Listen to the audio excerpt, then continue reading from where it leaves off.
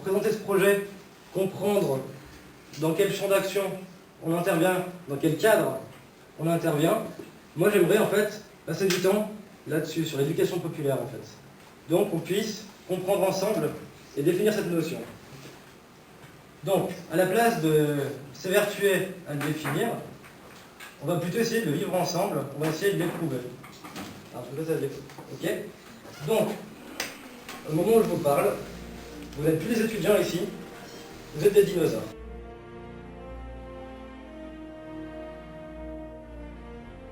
Donc, vous connaissez l'histoire, une comète s'est abattue sur Terre et a détruit presque toute forme de vie. Elle a ravagé l'écosystème. Il n'y a plus que 3 espèces survivantes, vos 3 espèces. Et ensemble, vous allez recréer une chaîne alimentaire. Le tyrannosaure est un carnivore super prédateur. Alors lui, il mange tout le monde.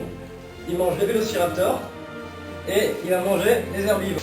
Et vous allez vous replacer dans les rangs, sachant que il faut que vous soyez à côté d'une proie potentielle et hors de danger d'un prédateur.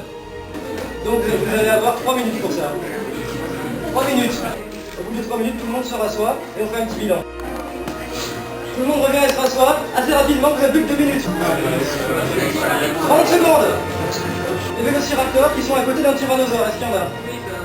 Voilà, et ben ils sont morts.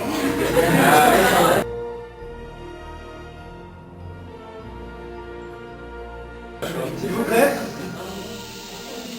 Deuxième phase. Après cette catastrophe, je continue mon histoire.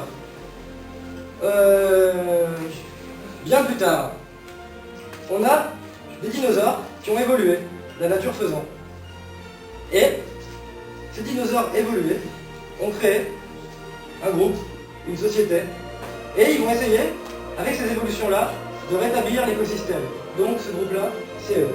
Donc il y a 3 évolutions possibles. Je suis capable de trouver ma nourriture ailleurs, donc à donner à un prédateur pour sauver une proie. Je vis en troupeau et je partage ma nourriture.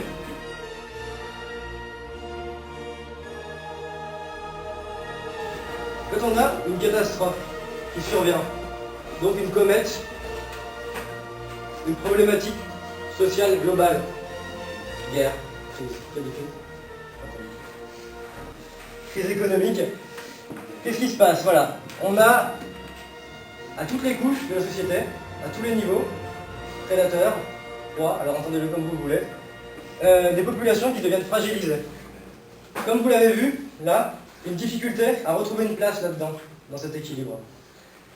Qu'est-ce que ça amène? Du conflit. Ça amène du conflit, ça amène des populations en danger, et ça, on le voit à travers certains symptômes. Dans la population, au cœur de la population, il y a toujours, donc par rapport à cette fragilité, des groupes de personnes, des personnes déjà, qui identifient ces problématiques et qui vont former des groupes pour venir donc mutualiser leurs compétences et venir répondre aux besoins identifiés. Ça, c'est une partie, on va dire, de diagnostic. C'est là que nous, on s'ancre dans le champ de l'éducation populaire. Là où un dispositif d'État va aller, on va dire, venir en sauvetage, un petit peu, donc plutôt dans le champ de la carence, nous, on va être plutôt dans le champ du besoin, et on ne va pas venir sauver, donc vous avez compris, hein, Medical Madrid, c'est ce groupe-là. Et on ne va pas venir sauver qui que ce soit, on va avoir des cartes en main, et on va transmettre ces cartes pour que ces populations fragilisées puissent saisir des cartes qu'on leur a données, pour pouvoir eux-mêmes, en fait, avoir des clés qui vont permettre de restaurer un équilibre.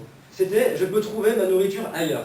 Trouver ma nourriture ailleurs, c'est éveiller le regard sur le monde, c'est aller vers l'autre, c'est aller voir ailleurs, en fait. Je suis capable de me défendre tout seul contre mon prédateur. Ça correspond à l'autonomie. L'autonomie, c'est la liberté, quelque part. Et je suis capable de vivre en troupeau, merci. De vivre en troupeau.